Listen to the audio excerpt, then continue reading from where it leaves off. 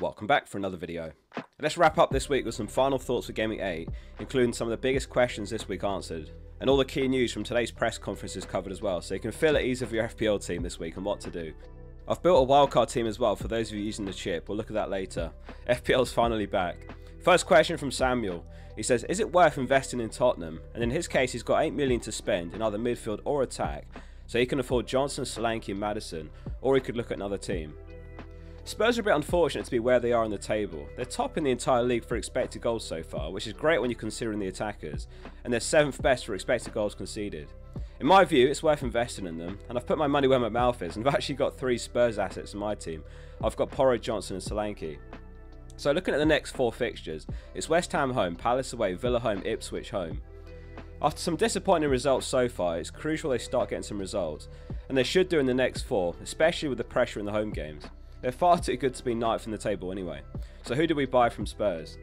If we're looking at the midfielders, or Solanke, like Samuel is, then I'd go for whichever makes the more sense in your team in terms of areas of weakness. So if you've got a solid front line, but you've got someone in your midfield that you're not happy with, then go for one of Johnson or Maddison, or vice versa with the attacker. They're both great picks, and it's pretty hard to separate Johnson and Maddison. Maddison's got the corners and the free kicks, but I'd just about give it to Johnson choosing between the two for the 0.9 saving. FPL Mathematics asks, how many matches do I predict Kelleher to start, and is he worth a transfer in? So Slot's quote from today's press conference is that he's ruled Allison out for the upcoming weeks. Upcoming weeks was the words he used. I found the quote from early this month, and Slot said he doesn't expect Allison back until after the international break.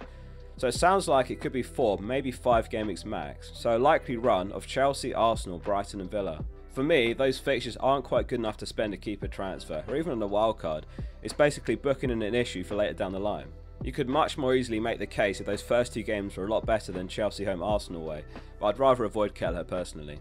Another keeper like Flecken for 4.5 mil makes more sense to me, or Pickford for 4.8 mil.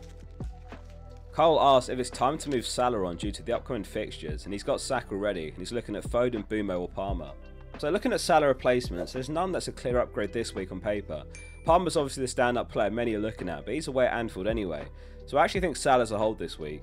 The only situation I think I'd be comfortable selling Salah this week is if you don't have Haaland, in which case I'd go Salah down to a cheaper mid, and I'd go forward up to Haaland. That's a set of moves I think is worth making. It's Wolves away, and then it's Southampton home for City, which is an incredible pair of back-to-back fixtures. The only other circumstance it might be worth it is if you're forced to play Semenyo for the next 3 game weeks, as Carl mentions that he's got Semenyo. Then a move like Salah to Palmer and Semenyo to Bumo looks good in combination. AD says, I want to use my wildcard, any recommendations? There are a few comments about wildcards this week actually, so I built a team back on Monday, but I didn't have the chance to do a full dedicated video, so I'll run through it here. If you haven't watched the experts video yesterday, there was one wildcard active as well, and they shared their team in that as well. So the wildcard team is Raya and Fabianski in goal. In defence it's Gabriel, Anderson, Vandenberg, Lewis and Pedro Porro. In midfield, Saka, Rodgers, Dibbling, Bumo and Palmer, and up front Solanke, Haaland and Delap. I think Anderson's going a bit under the radar. He's only 4.3 mil now. You don't have to start him this week, or next week really, but he's super cheap and he's playing 90 every game, obviously following that signing from Palace. This week you play a 3-4-3, you go Gabriel, Lewis and Porro at the back. You bench Dibbling in midfield. He's also a pretty good enabler for 4.6 mil. I'd say he's easily the best midfielder in the game for that price. This wildcard sets you up really well long term, and you can continue to roll extra transfers. You've got 3 premiers in place already with Saka, Palmer and Haaland. One possible move for a few weeks down the line is you could go Rodgers to Semenyo. Depending on your budget, this team should have a little bit in the bank to help towards that later. Or if you do have that money in the bank and you want to use it straight away, then Robertson for 4.7 mil is an upgrade to look at over Anderson. Question from I'm Not Toby, who asks what to do with Luis Diaz. He says, should I hold on to him, or should I buy Johnson, as it seems like a great entry point? So Diaz has started all but 1 game in the league so far, so he's clearly favoured, that's the thing. And he's the joint 3rd top scoring midfielder along with Saka. Only Palmer and Salah have got more points. Plus it's home fixture this week as well, but obviously the counter to that is his minutes are a concern. He's played 90 minutes once all season, which was back in Game Week 1. In fairness, that's not held him back so far. It's a bit of a luxury move to sell this week, I think. So I'd hold on to him, unless you're in a really solid position with like 3 or more free transfers, then I'd make the switch. Let's move on to some key news from all of today's press conferences. Liverpool first. So Slot's ruled out Allison for the upcoming weeks. And he also said there's some issues following the international break, and he name-checked Tsimikas, McAllister and Endo. So it looks pretty good for Robertson owners after that surprise benching last game week. I believe it's just illness in Tsimikas' case though. If you've got Allison, obviously get rid now. So, what's the latest news on Saka after coming off injured over the break? Arteta said, quote, "It's not a serious injury, he's evolving really well. He's done a few things in the last 2 days and we're hopeful. We have a training session this afternoon, we did some bits yesterday, let's see if he can make it on time." Saka's not been pictured in training photos so far, but this has happened many times before and he's gone on to play. So I don't read into Arsenal training pictures too much. And of course, earlier in the break, Harsley was asked after the Greece game when he came off and he said Saka would have been close to making the second game, but it would have been unfair to take the risk of him. He's a positive person and I expect him to be fine. Havertz is also yellow flagged. Arteta said, "We have a few issues. If he trains well today, he has a good chance." My gut feeling is that both Saka and Havertz will be fine and they'll both play.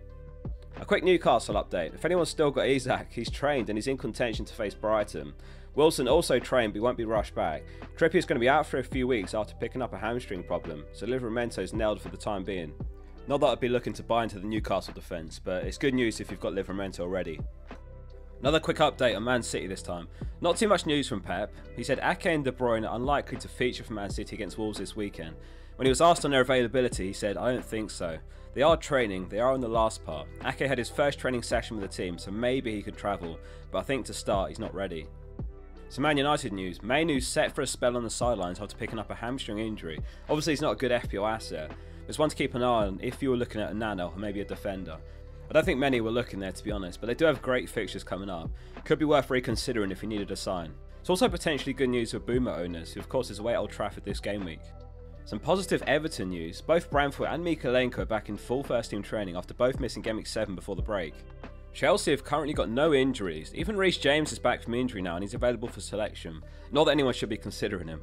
In case you missed it, both Cucurella and Fofana are suspended for the trip to Anfield this game week. Could be good news for Salah owners. Nuno has been given a 3-match touchline ban for Forest by the FA for misconduct, 2 games for the comments after the Brighton game, and an extra game for triggering the suspended ban after Everton.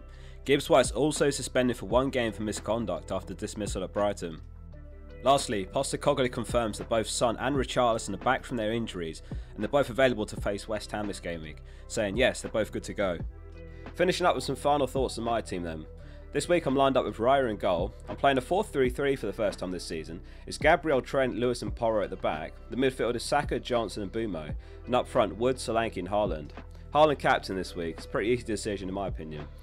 As a Wood owner, it's a bit concerning that a photo of Gibbs White and crutches came out over the break, as he's a big loss to the team if he's out for a while.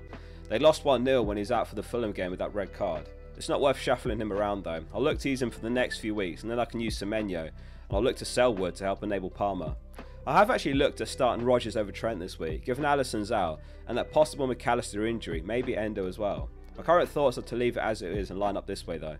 Either way, the plan this week is to roll the transfer. And longer term, as I say, the plan is to build a few transfers up and get Palmer in Game Week 12 when he's got Leicester. So hopefully, with some good squad depth, I'll be able to leave the team without needing to make changes for now. The possible route to Palmer is Wood down to a 4.5mm forward, Johnson up to Palmer, and then Trent down to a 4.5mm defender. Thanks very much for watching. Hit subscribe if this was a helpful video for you. We'll be live right here for the deadline in the morning. See you all then.